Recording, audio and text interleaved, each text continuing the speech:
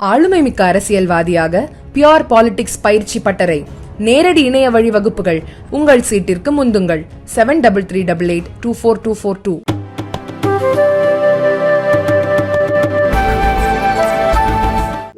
சுதந்திர போராட்டத்திலே மிக முக்கியமாக பங்கு வகித்த தளபதிகளில் ஒருவராக இருக்கக்கூடியவருக்கு இன்று மாலை அணிவித்து மரியாதை செலுத்தக்கூடிய வாய்ப்பு எங்களுக்கெல்லாம் கிடைத்திருக்கிறதற்கு பெரும் மகிழ்ச்சியும் உவகையும் அடைகிறோம்.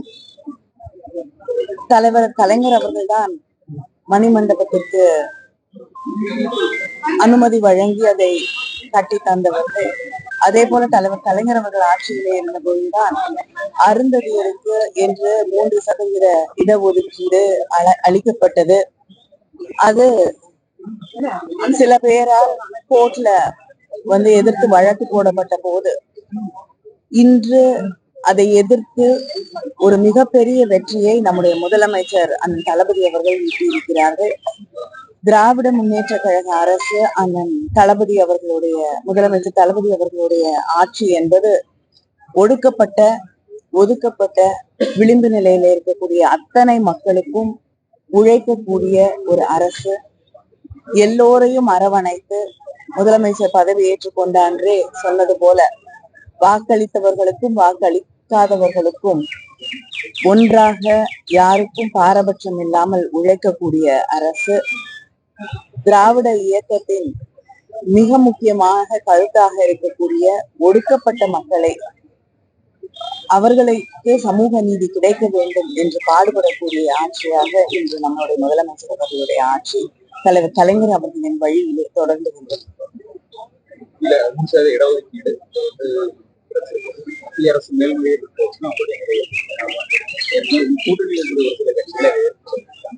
திராவிட முன்னேற்ற கழகத்தோடைய நிலைப்பாடு இதுதான். தொடர்ந்து போராடுவோம்.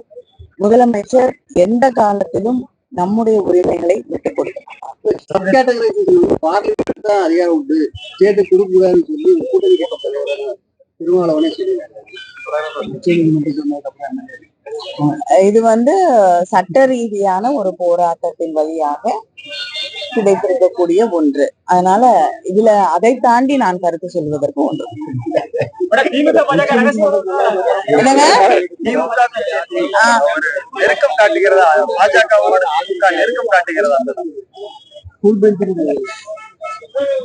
திமுக தொடர்ந்து நமக்கு கொடுக்கப்பட வேண்டிய உரிமைகளுக்காக போராடி கொண்டிருக்கிறது.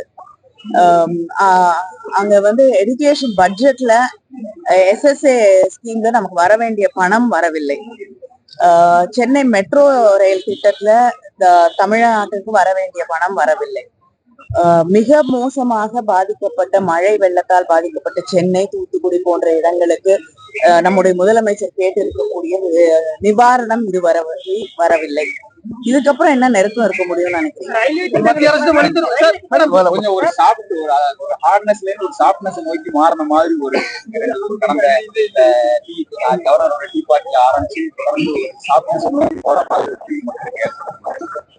முதலமைச்சர் பொதுவாவே மக்களோடு பழகும் பொழுது, மனிதர்களோடு பழகும் பொழுது எளிமையாக அன்பாக பழகக்கூடியவர். ஆனால் தன்னுடைய உரிமைகள் என்று வரும்போது அவர் தலைவர் கலைஞரை போல உறுதியாக